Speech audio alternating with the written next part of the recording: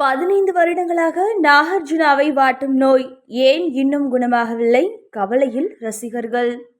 நாகார்ஜுனா 66 வயசுலயும் இளம் ஹீரோக்களை மிஞ்சுற அளவுக்கு ஃபிட்னஸை பராமரிக்கிறாரு. இவ்வளவு ஃபிட்டா இருக்கிற நாகார்ஜுனாவுக்கும் ஒரு உடல்நல பிரச்சனை இருக்கு அப்படின்னு சொன்னா நம்ப முடியுதா?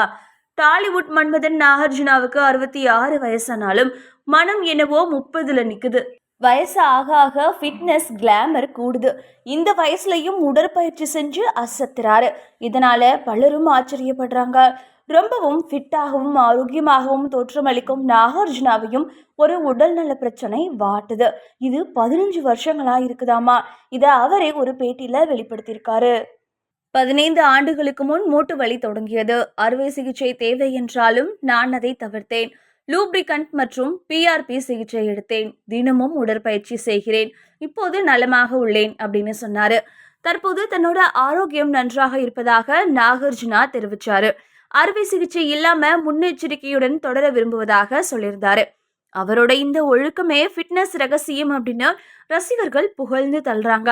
தற்போது நாகார்ஜுனா பிக்பாஸ் நிகழ்ச்சியில பிஸியா இருக்காரு. சீசன் 3 முதல் அவரே தொகுப்பாளர்.